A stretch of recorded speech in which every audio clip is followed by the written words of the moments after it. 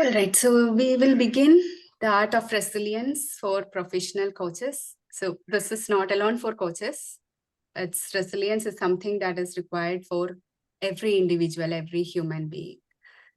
So let me quickly move into the agenda. What I'm planning to cover today is a quick introduction, what is resilience, and the Triple M resilience framework, why resilience matters for coaches, practical strategies for building resilience, and some story time. I guess everyone love to hear stories, so we will have some story time, and then we will open the floor for some Q&A and open forum.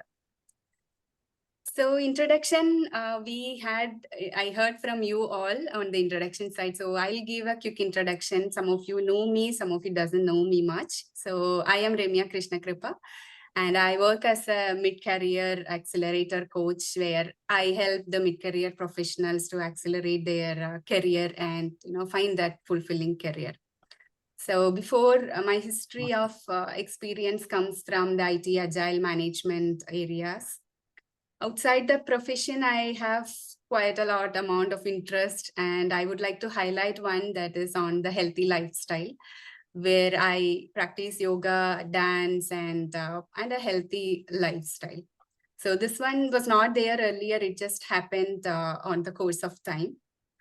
Then other interests are like I love to read, I love to write, and recent times I am so much interested into the content creation and social medias, and then coaching, of course, is something I really love doing.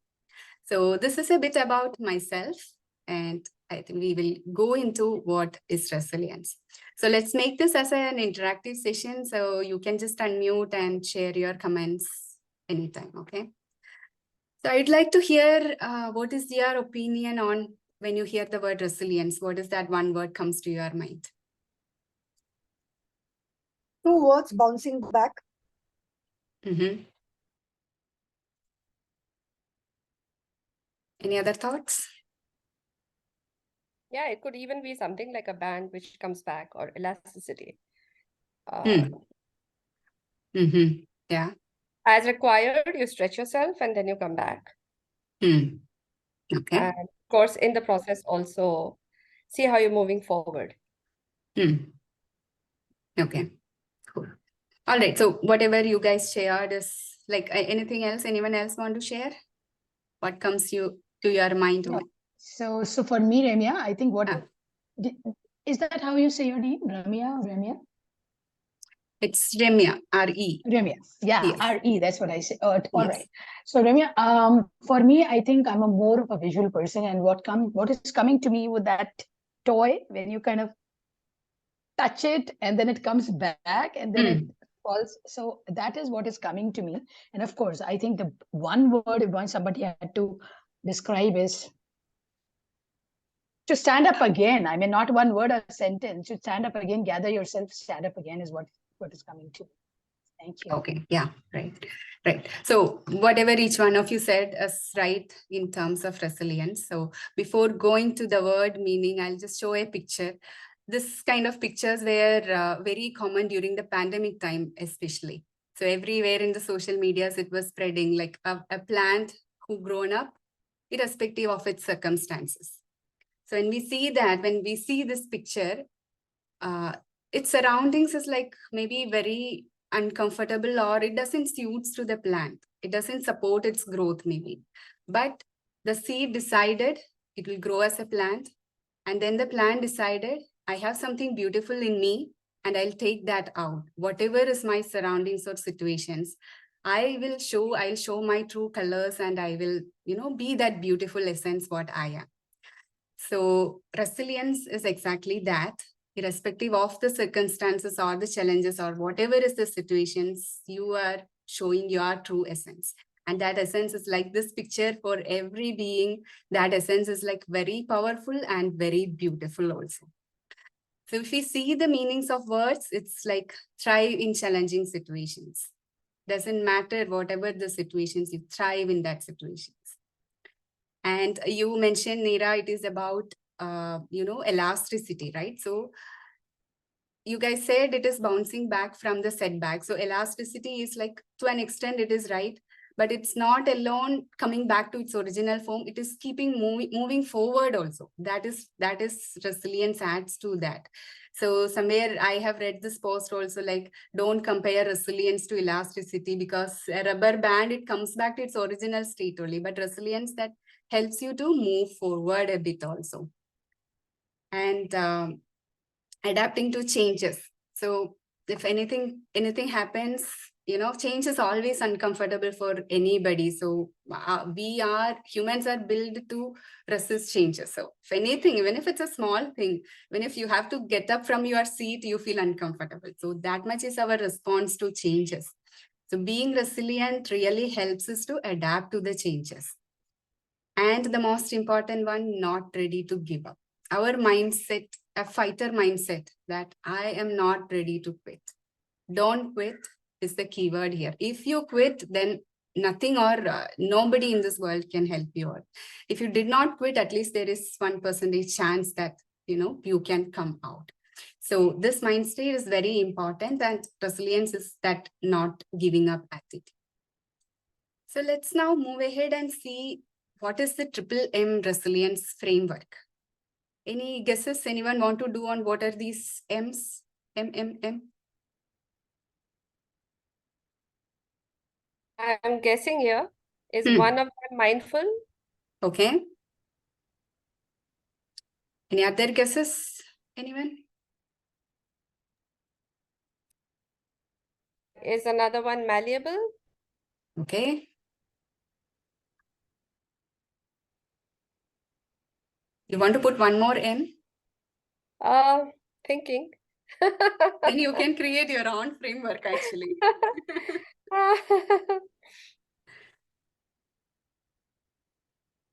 All right, let's go ahead and see what I put in the triple M. The first one is motivation. What motivates you to be resilient? And the second M is your mindset to be resilient. And the last one is, of course, the very important, moving forward. How can you move forward? How can you be resilient? So let's see each one in detail. Let's see what is motivation. So motivation is like, you need something to be motivated, even to be resilient, right? So the question that we can ask is your reason for what you are doing. Whatever it is, what is that activity that we want to bounce back to? What is that thing that we want to be resilient? There is a reason for what you are doing. And in the coaching terms, the very powerful word that we can ask is, what is your why? Why are you doing what you are doing? So for all the coaches, I guess there is an answer. Why are you doing what you are doing? Even if it's not coaching, you are in whatever job or whatever, even if you are a homemaker also, what is the reason you are doing something? There will be a reason. That reason might not be a happy one. It can be a happy one. It cannot be a happy one. But you do it for some reason. So if we go and ask the people in the IT industry, why are you doing this job? There is a high chance the answer will come in as like, my parents sent me into engineering college and I got a job in the IT. Even I don't know why I'm doing this. But even if your answer is that, I will say there is a reason why you are doing. It may be for the paycheck at the end of the month, the financial freedom that you're getting. Or maybe that, you're getting some value and respect because you are working. So whatever is the reason, you are showing up to work because you have a reason. And that is your motivation for showing up. And that motivation can be a positive motivation, or it can be something that just pushing you to show up. Can be anything. If you are very passionate about what you are doing, you really have a statement, your vision or your mission. So this is not alone for organizations. We know that even for individuals, there is a vision and a mission. And that vision will help you when you are in very challenging situations, when you touch the bottom. Your vision will help you to come up. So if you ask me why I am a career coach, and what is my vision, I'll say like I'm helping mid-career professionals, and I really want mid-career professionals to thrive in their mid-career instead of stressing out and bring their potential and, live that career fulfillment. And that vision actually helps me when I touch the bottom level, when I am feeling down. This high vision will help me, okay, you have a reason why you are doing, and it motivates me to start taking my little bit of actions. So this why is very important, and it's good if we can write that why when we are doing something, keep it handy. So when we forget, like when we are facing challenges, go and read that. That will really help out. And next one is mindset. Mindset is very important for resilience. And the first and the foremost, I will say it is the positive intelligence. I guess like some of you might know about positive intelligence, but I'll just mention that again. So like our EQ or the IQ, we have a positive intelligence quotient, PQ. So how positive you can think in any situation, that is the PQ.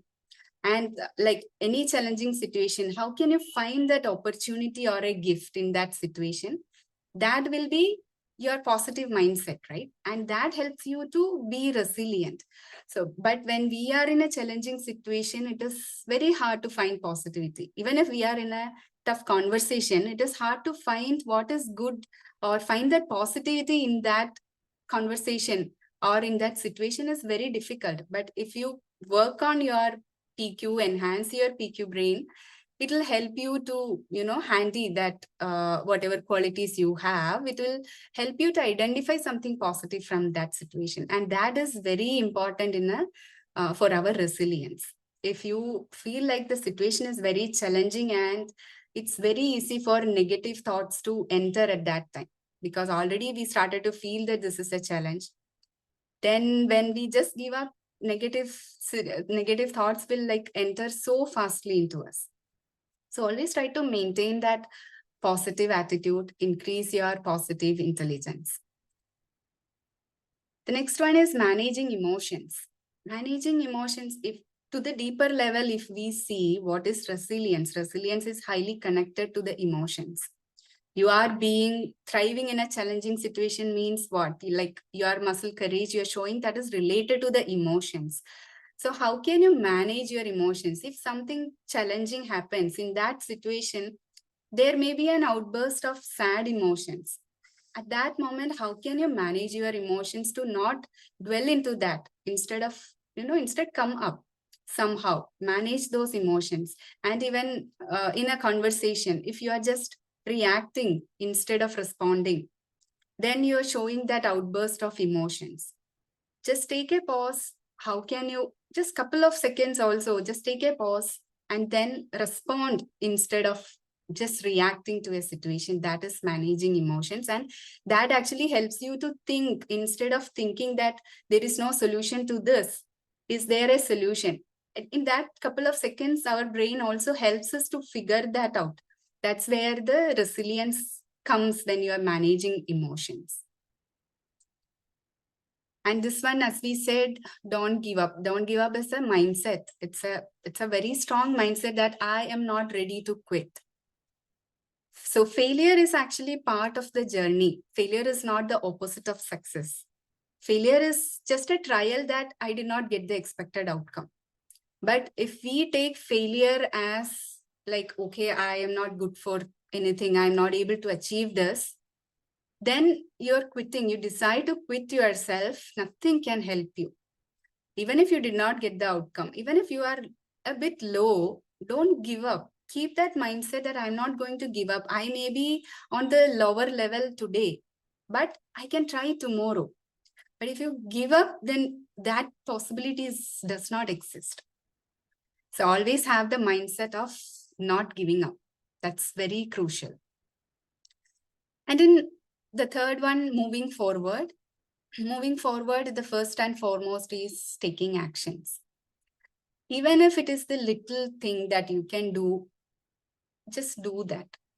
We are not expecting 100% potential for everybody all the 365 days, and that's not possible also.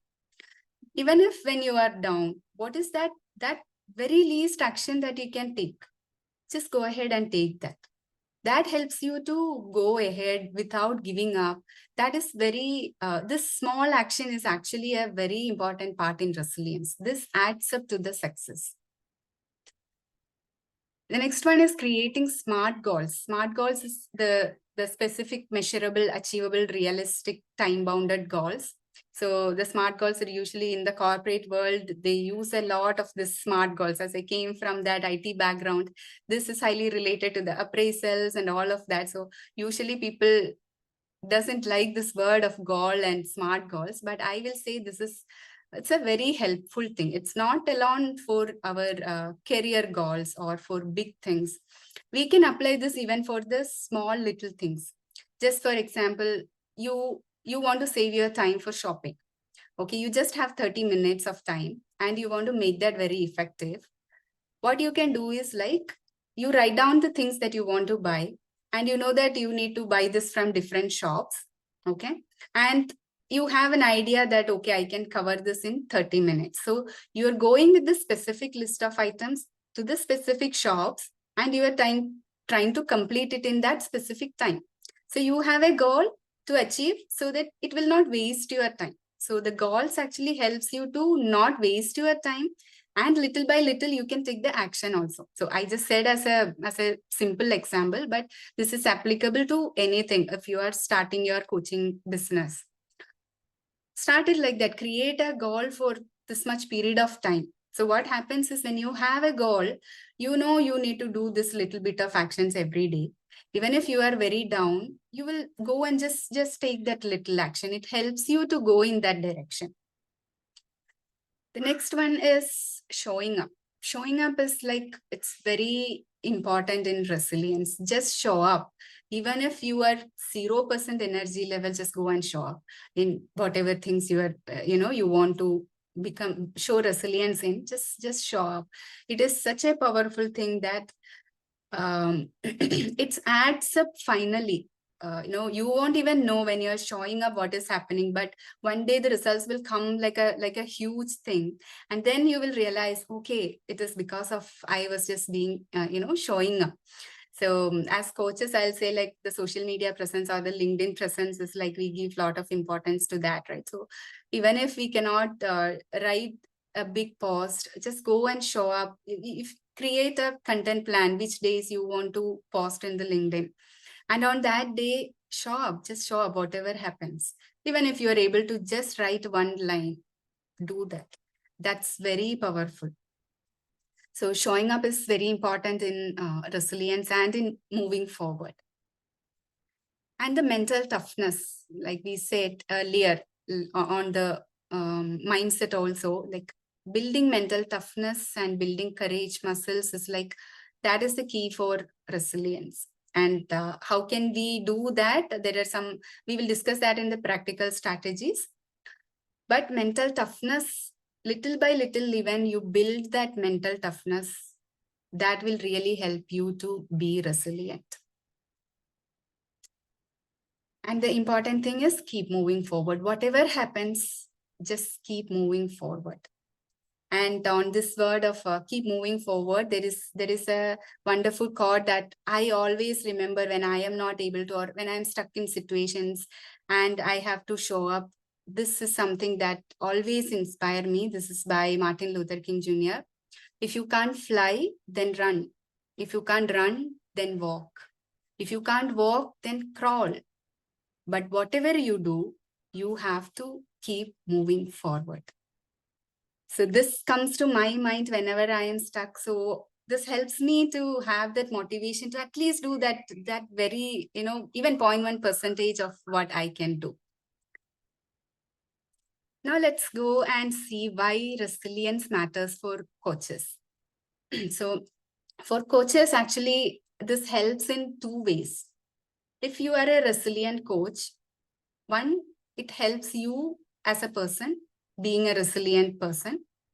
And on the second aspect is, you can help your client to become a resilient person. So in two ways, this is helping for the coaches. And there is one more way that this helps is like, as a coach, when we are dealing with a client, at some point, you might need this resilience. all factors that we mentioned, it might require in case of some clients. That way also this resilience helps. But let's see what are the, how this is helping the coaches. So problem solving. Resilience is what? Resilience is trying to thrive in a challenging situation, which means we are trying to solve something in a challenging situation. So we are trying to do a problem solving there. So being a resilient coach, you are also helping your client to find that solution in their challenging situations. So problem solving is one of the important things that a resilient coach is helping themselves and for their clients also. Compassion. So if you are a resilient person, you know what you went through and how you overcame that. And that actually helps to understand the client in a better way. And when you understand the client, you are showing empathy to them. And at the same time, we are providing a support and a guidance to the coaches. So empathy plus support to come out of the situation is being compassionate. See, as a compassionate coach, you are helping the client to come out of that situation, at the same time being with them. The next is the stress management. So when a client comes to a coach, they might come with a lot of stress. They have a lot of problems. They might be going through challenging situations, and it will be a lot of struggling situation that they are going through. So as a coach, when we are actually helping a person in stress, you in first place need to know how to manage stress. Then only you can help the client. And at the same time, when it is all energy connected when as coaches, right? So if you are dealing with a very stressful person, if your energy is also just go and sync with that, it will affect the entire coaching process. So you need to be in a higher level so that you can bring your client also out from that emotional level and help them find the solution. So stress management is being a resilient coach, you know this, how to manage the stress and all of these things. And we will see some of the stress management aspects also in the next coming slide. But it can help yourself as a coach, and it can help the client also to come out of their situations. Now coming to the positive outcomes. So if you are a resilient coach, there is high chance that your client also get that positive energies from you. So you have that mental toughness and mental strength. So you are actually being a model to your client. They learn a lot from just being with you. They learn even the unsaid words, even our nonverbal communications, but we are sending some energy to them, and they are actually learning, beyond what we are saying. So if you yourself represent that positivity, they also are getting those energies, and they are trying to come out of their situations. And it also helps our coaching relationship. So they will have a good relationship with the coach also, and the outcomes will be more productive. Enhanced self-awareness. If we see resilience in depth, what resilience is? It is self-awareness. You are learning about yourself when you are going through a tough situation. And when you are coming out of that tough situation, you are learning a lot about yourself. You are enhancing your self-awareness. And the more you know about yourself, the more you can help your client to know about themselves. So it helps in both ways. When you have that awareness, you can help them through your coaching processes, and also to help them understand more about themselves. The entire coaching journey is all like more about self-awareness, right? So being resilient help us coaches to enhance the self-awareness.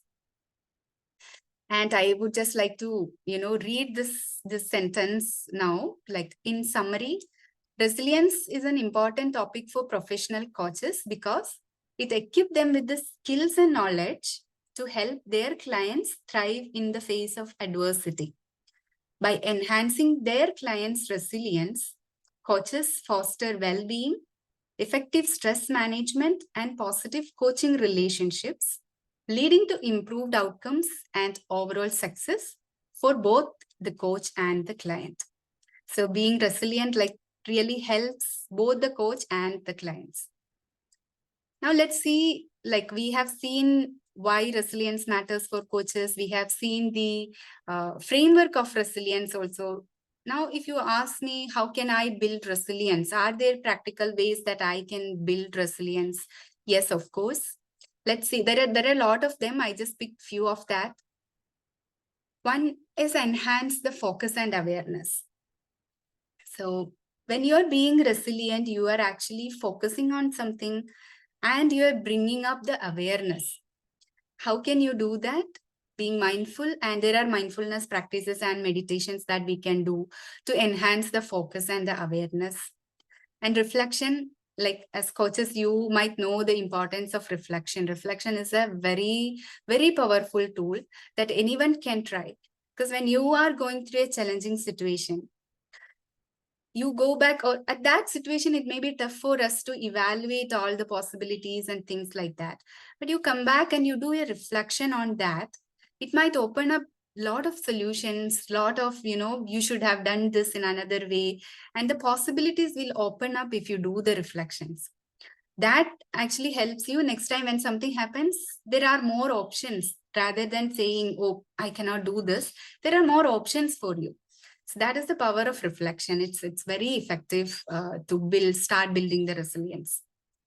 Then there is the cognitive behavioral therapy. It's a therapeutic approach that is usually done by the psychotherapist, where they do some set of their processes and practices and to figure out the patterns of your thoughts, the negative beliefs, and they have activities for you to reframe your negative beliefs into positive ones. So resilience is actually from negative to positive, right? So that is on the therapy aspect. Now, stress management techniques, like there are deep breathing exercises and progressive muscle relaxations, the tensing and the relaxing thing. So that helps a lot when you are in stress. So we can try this with ourselves, and also we can try this with our clients, helping them to manage their stress. So resilience, when this resilience comes, when you are in a challenging situation, of course, most of the time we feel stress. And at that situation, we are trying to thrive in such a situation. So stress and resilience is like highly connected. Stress management is very important and very efficient to build that resilience. And then time management strategies. So for most people, time management itself is a stressful thing. They have so many things in hand, they don't know what to do, and they don't have time for anything. So that causes stress, and in that case, they feel like, okay, I'm going to give up, I cannot do this. If you do some time management strategies, you can manage your time well. Maybe write down the to-do list, prioritize, identify the important and the urgent tasks. Maybe you can delegate some of your tasks. Maybe some things are like totally you can discard, it is irrelevant, but just we keep on thinking in the mind. So just do some time management strategies, and that actually helps you to put things in a good fashion, in a good strategy, and that helps you to keep moving ahead. And the goal setting and planning, we discussed earlier when we said about the SMART goals. Clear goals. If you have a clear goal, even if you are touching the bottom level of your mindset or emotions, you have something to look upon. Okay, this is my goal. I have to travel there, even taking one step at a time. So clear goals are like very useful in your journey of building the resilience. And SMART goals, like mentioned earlier, that really helps to split those goals into smaller achievable things so that you have something to look upon even when you are in very challenging situations. Emotional regulations, how well you can regulate your emotions. Labeling emotions is a part in that positive intelligence, where just be aware of your emotions. If you feel like you are going to a very depressed state, you're being aware that you are going to a depressed state. You are not depressed there. You are just be aware that you are getting into that emotion. So there is a lot of difference between that two. You feel like you are something, and you feel like, okay, this is happening to me. So aware of the emotions and just labeling them is a very it's a simple thing, but it's very powerful to regulate your emotions.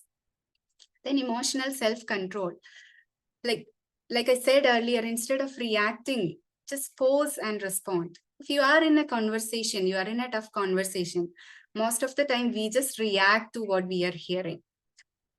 Instead of that, it says like if you can pause for 10 seconds or 30 seconds, it is good.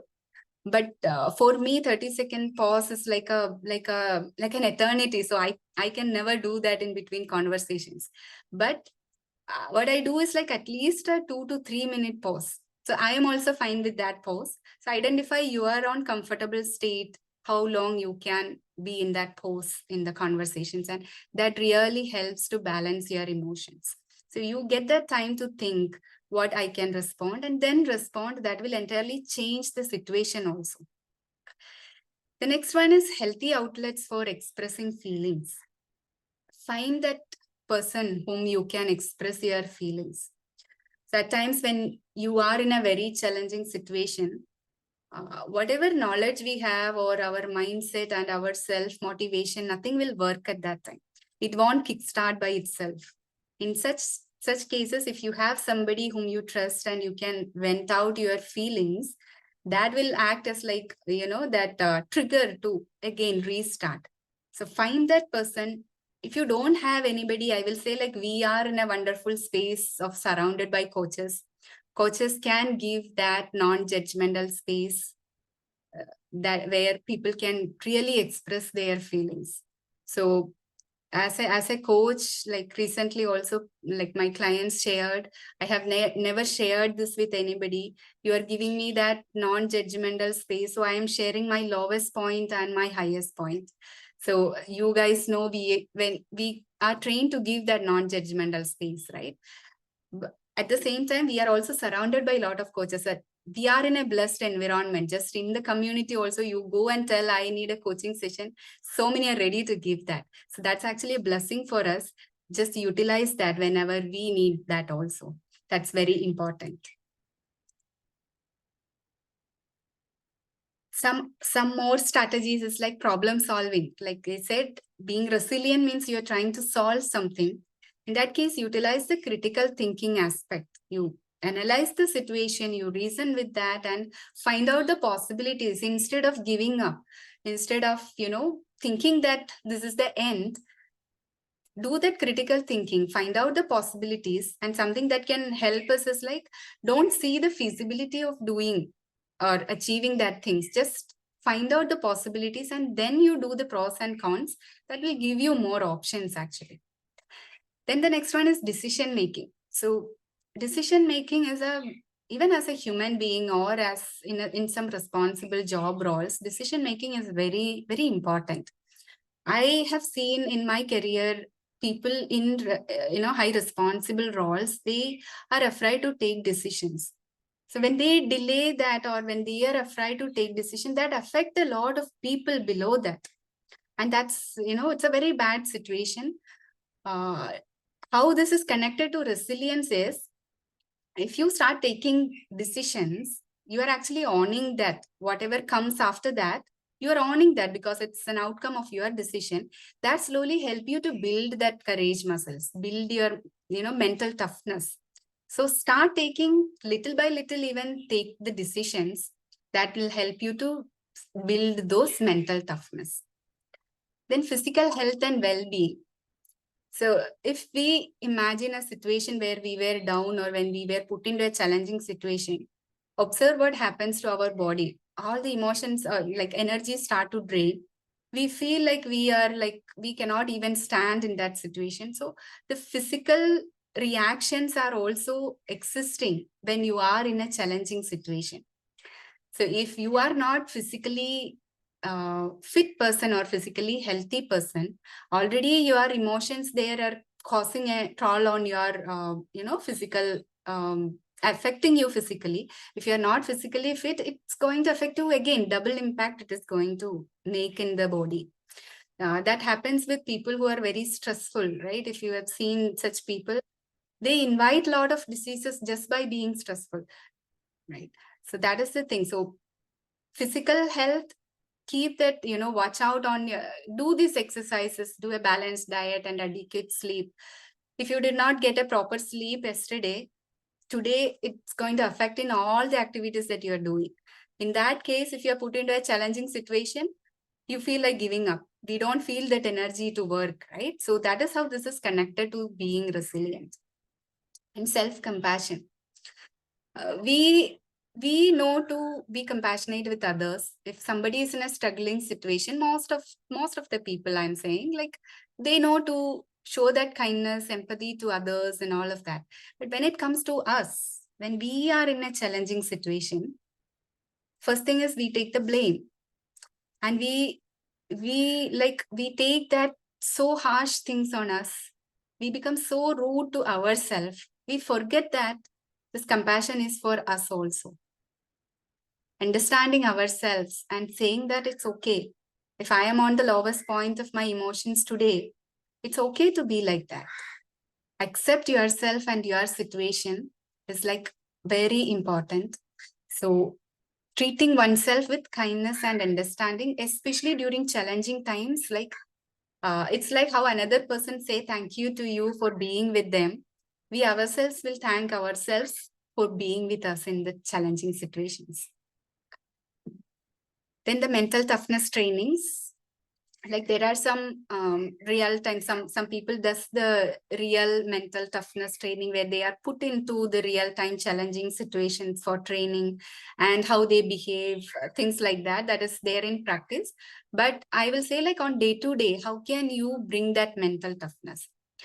Take risk and challenges, not big challenges or anything. Just start taking little bit of risk, little bit of challenges in the day-to-day life. That helps you to build that little by little mental toughness. And when you're facing a big challenge, this actually adds up and help you a lot. So taking the little risk in life is like, it's like a very big thing. When it really requires, it will come up and show its power.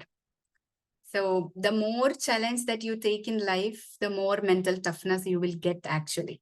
But start little by little. And the positive self-talks.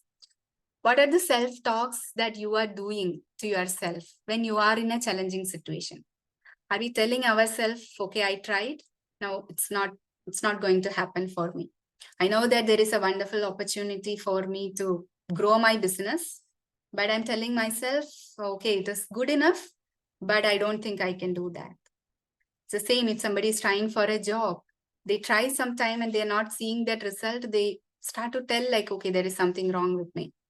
It's okay if you tell that, okay, there is something wrong with me. Let me, overcome that. Let me do things to overcome that. That is a positive self-talk.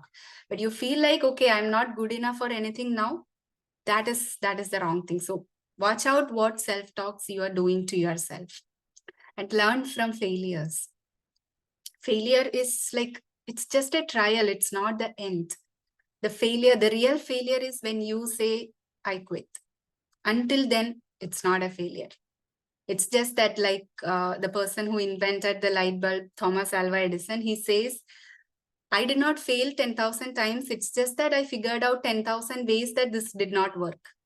So that kind of an attitude we need to have for failures and learn from each failure. Add to that, next, when you're trying next, add that knowledge that will really help. Developing a growth mindset, like growth mindset it's very, very much required for anybody. Even I will say, like, without the barriers of age or whatever profession you are in, or whatever it is, a growth mindset is very much required. And in that growth mindset, how are you reframing and what is your perspective when you are facing challenges? Are you considering challenges and setbacks as like, okay, enough, it's the floor, I cannot get up from there? Or are you considering the challenges and setbacks as opportunities to learn? This adds something to my learning. Let me learn from this and go ahead. And embrace changes. So when you build resilience, it's both ways. When you are building resilience, you are able to embrace changes. At the same time, if you purposefully embrace changes, you are building that resilience. So be open for changes, accept changes when it comes, instead of, keeping that. Of course, the first response for every one of us will be to reject a change, but then try to accept that purposefully and try that. So it gives you that mind state of resilience. So view obstacles as stepping stone to success. So these are some of the practical strategies that we can try for slowly building that resilience. Now, I think we are almost done with the theory part. And now it's story time.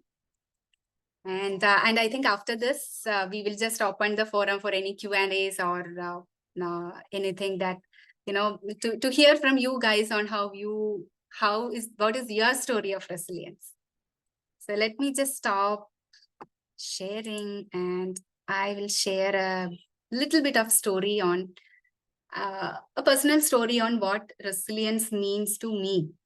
So when I hear the word resilience, it directly connects me to dance.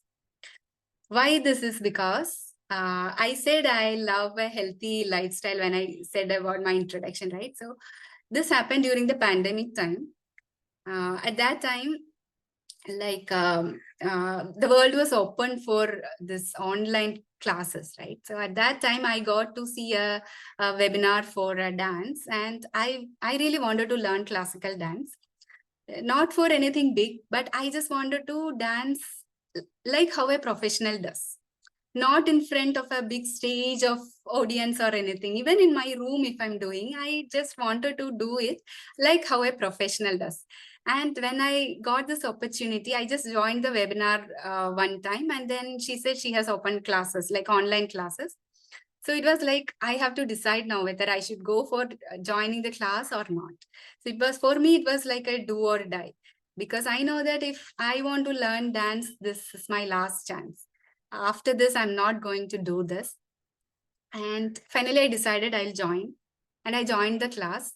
And I am going there with a huge sedentary lifestyle experience, sitting and working. And my body is like not flexible.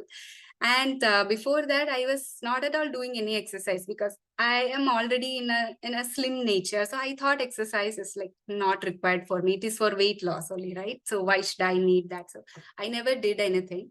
So I'm going with such a physical body to the dance. And 1 hour after the class, I was literally crawling down my staircase because my legs could not withstand that. I was shivering, my hands were shivering. And my family, they saw me and they said, if you cannot do this, then don't do it. Nobody is forcing you, right? But for me, it was like, if I want to do it, this is my only chance. And I was like, I have to make this work somehow. And next couple of classes also like this. And then I asked the teacher, like my stamina is very pathetic at that time. So I asked my teacher what I can do. So she said, there is only one thing you can do. You have to practice and build that stamina little by little. That is the only solution. So I decided, okay, I'll do the daily practice. And I decided 30 minutes every day, I will do the practice. Okay. At that time, I was in a full-time job into the management, and it was like very pressurizing and very stressed also, work from home time at that time. So you start in the morning and it'll end 11 p.m. in the night. So 30 minutes is like a very ideal scenario for me. I will not get that 30 minutes, or I cannot take that 30 minutes every day. Then I thought like, okay, at least 15 minutes if I can put. But it did not happen all the days. Some days it's like 10 minutes or even 5 minutes or even at least one step. I'll try that every day. And I started doing that. And that really helped me to at least little by little build that. And actually it took my body 6 months to at least get used to the postures and get at least little bit stamina. And before that 6 months of time, I still remember the night. I was just sitting on my bed, holding onto my knees because it was paining so badly that I cannot sleep. I cannot lie down. And tears were just rolling down my eyes. But it was not painful tears, because in my mind, I was so sure that I have to make this work somehow. but the physical pain is there because your body is not used to these things. And after that, really 6 months is like, it's actually not a small period. It's a long duration if you're doing something daily. And after that, whenever I hear the word resilience, this comes to my mind. It connects quickly to this and it shows me like, okay, you did this, don't give up. So that don't give up was connecting all the time when I was like, when I wanted to give up. And now also this thing happens when we are busy with the work. If I don't work, it has an impact. But if I don't dance, it doesn't have an impact, right? So if I have so many things to do, I'll think like, okay, shall I stop this? Shall I stop this? But then this voice will come in. No, this is your symbol of resilience. If you give up on this, then like it's somehow connected to me like that. And recently also, like when I could not do the practice for some 10-15 days, and when I came back after the vacation, like my mind is like a pure blank white sheet. I don't remember anything. I didn't remember what was there in the last class also.